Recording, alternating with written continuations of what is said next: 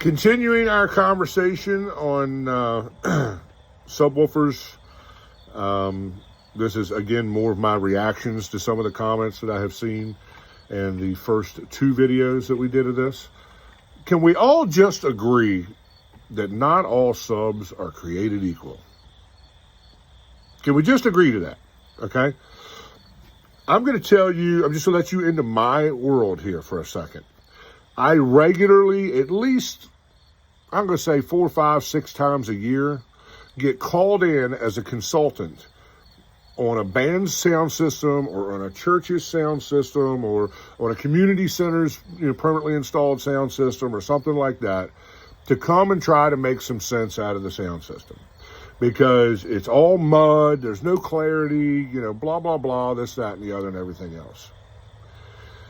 I'll say 99.653% of the time, it's because they have cheap gear and they're trying to treat it as if it's an L-Acoustics or a D&B rig.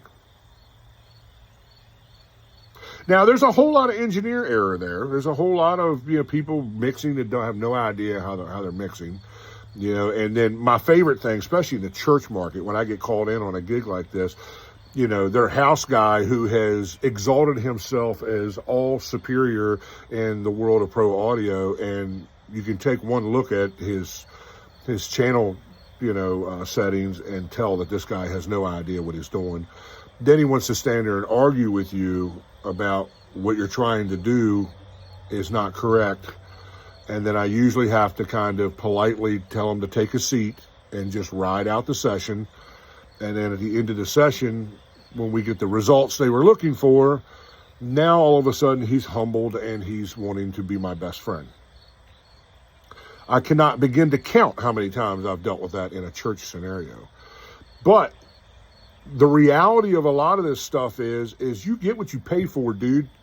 If you go out here and you spend $800 or $1,000 on a single 18, don't expect it to, react, respond, and reproduce sub frequencies like a $3,000 single 18. Don't put it on your gig and, try to force low end energy into the thing to do something that it doesn't have the ability to do. It doesn't have the quality of driver to reproduce it. The enclosure technology is not correct. They threw a speaker in the front of a square box and put one baffle in it, and they called it a horn-loaded box. Come on, dude. Those of us that know can see through the bull butter pretty quick.